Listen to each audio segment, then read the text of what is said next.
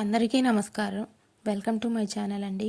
ఈరోజు నాగుల చవితి ప్రత్యేకతను నాగేంద్ర స్వామిని ఎలా పూజించాలి, పూజ చేయడం వల్ల కలిగే ప్రయోజనాలు, పూజించే విధానము, పూజించడానికి గల కారణాలు అనే విషయాలు తెలుసుకుందాం ఫ్రెండ్స్. యుగాలు మారినా తరాలు మారినా మన భారతీయ సంస్కృతి పాముకు పాలు పోసి పెంచే సంస్కృతి ఫ్రెండ్స్. ఇది చాలా గొప్పది. ఇలా పూజించడానికి, ఇలా చేయడానికి సైంటిఫిక్గా కూడా చాలా గొప్ప రీజనే ఉంది ఫ్రెండ్స్. ఈ నాగుల చవితి ప్రతి సంవత్సరము కార్తీక మాసం ప్రారంభమైన 4వ రోజున వస్తుంది. ఈ నాగుల చవితిని అన్ని వర్గాల వారు, అన్ని కులాల వారు, మతాల వారు యథాశక్తిగా చేస్తూ ఉంటారు. ముఖ్యంగా సంతానం కొరకు ఎక్కువగా పూజించేది ఈ నాగేంద్ర స్వామిని. సుబ్రహ్మణ్యేశ్వరుడు సంతానకారకుడు. మన పిల్లా పాపలను చల్లగా కాపాడేవాడు ఈయనే. నాగుల చవితి రోజున ప్రతివారు సూర్యోదయానికి పూర్వమే స్నానపానాదులు చేసి పుట్టలో పాలను సమర్పించడం మన ఆనవాయితీగా వస్తున్నది.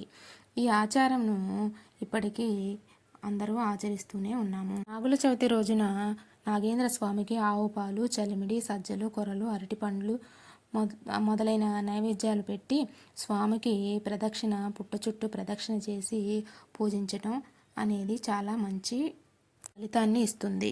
నాగుల చవితి రోజున స్వామివారిని ప్రార్థించడానికి ఒక ప్రత్యేకమైన పద్ధతి ఉన్నది. అదేమిటో చూద్దాం.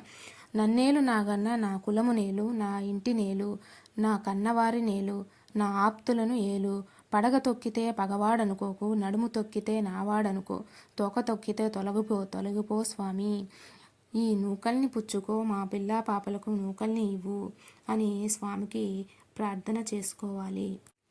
పగలంతా ఉపవాసం ఉండి తెల్లవారిన తర్వాత సద్ది పాలు అనే ఆవు పాలను స్వామికి పుట్టలో సమర్పించి తర్వాత ఉపవాస దీక్షను పూర్తి చేసి ఆహారమును తీసుకునే అలవాటు పూర్వం మన పెద్దల నుండి ఉన్నది. పాముకు పాలు పోయటం అనేది ఎంతవరకు సబబు అనేది మనకు తెలిసిన ఒక విషయాన్ని మనం విపులంగా చూద్దాం. నిత్యము పూజించే దేవీ దేవతలను ఒకసారి చూస్తే సృష్టి లయకారకుడైన ఈశ్వరుడు ఈ నాగేంద్ర స్వామిని మెడలో హారంగా ధరించినాడు. సృష్టిని నడిపించువాడు శ్రీ మహావిష్ణువు ఆదిశేషుడుగా ఉన్న నాగేంద్ర స్వామినే పాన్పుగా చేసుకొని ఉన్నాడు. అలాగే ఈ సుబ్రహ్మణ్యేశ్వరుని వినాయకుడు మరియు అయ్యప్ప స్వామి అందరూ కూడా ఆభరణాలుగా ధరించారు. కాబట్టి మనం నిత్యము పూజించే దేవీ దేవతలకు ఈ నాగేంద్ర స్వామికి చాలా దగ్గర సంబంధం ఉన్నదని మనకి అర్థమవుతుంది. కాబట్టి ఈ నాగేంద్ర స్వామికి ఇష్టమైన ఈ నాగుల చవితిని మనం పూజించి మన కోరికలను తెలిపితే ఈ నాగేంద్ర స్వామి తండ్రికి మొరపెట్టుకొని మన కోరికలను త్వరగా తీర్చే అవకాశం ఉన్నది.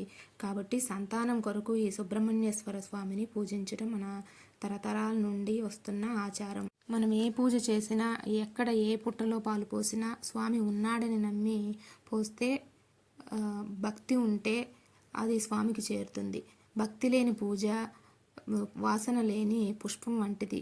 కాబట్టి భక్తితో నమ్మి ఎక్కడ ఉండి చేసినా కూడా ఆ స్వామికి మన పూజ అందుతుంది, ఫలితం దక్కుతుంది.